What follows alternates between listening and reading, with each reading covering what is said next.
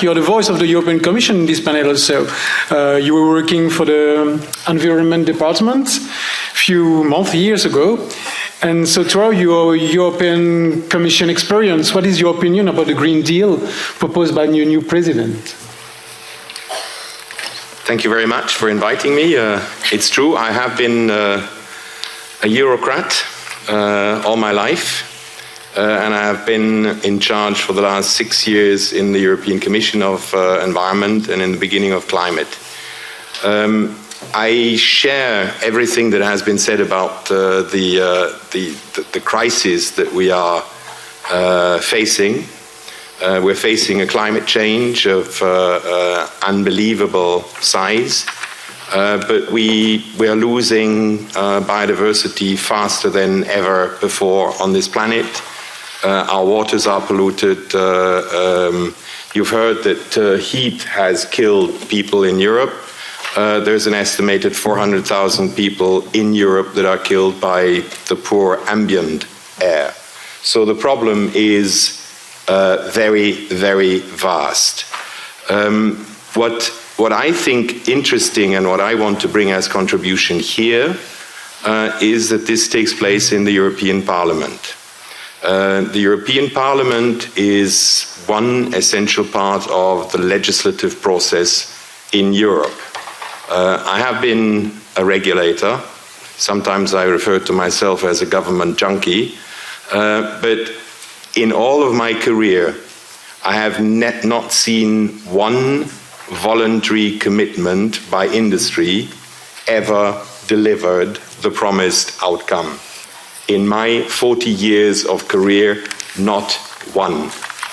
As one of the examples, when the European Commission in 2008 did its first climate package, we decided on the objective of 20% less CO2 emissions, 20% more energy efficiency, and 20% of renewable energies.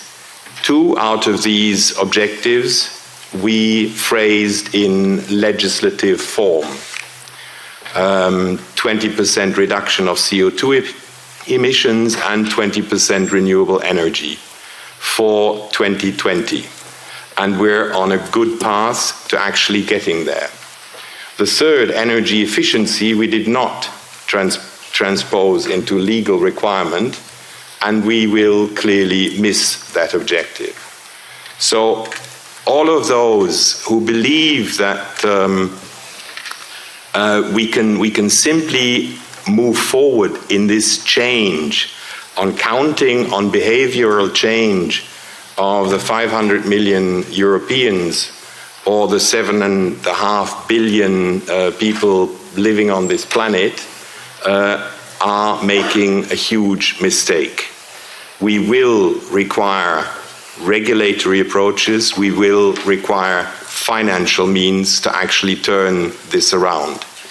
And everyone who tells you the opposite, that we're over-regulated, when people decide that cars should not run faster than 30 kilometers an hour in municipal areas, or not faster than 130 kilometers an hour on a motorway, I don't think that any politician, parliamentarian, or whatsoever would come up and say, we'll organize a conference.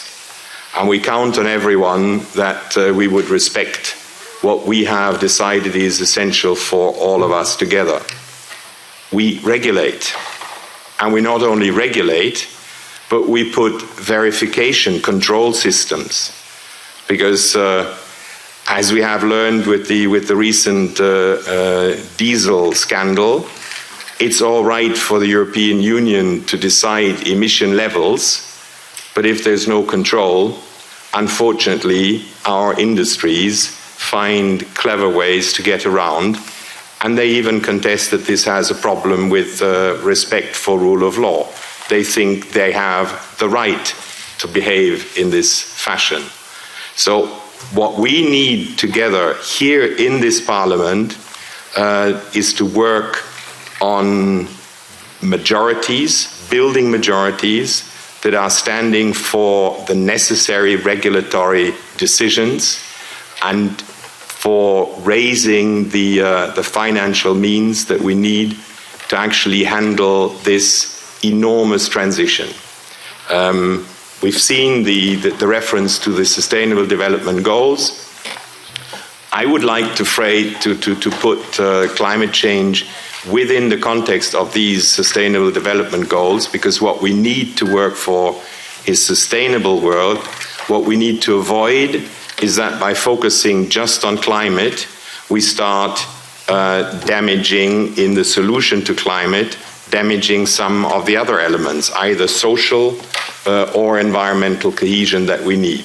So we need to have this broad approach, and at the end of the day, in this building, you will see that this will boil down to political fighting.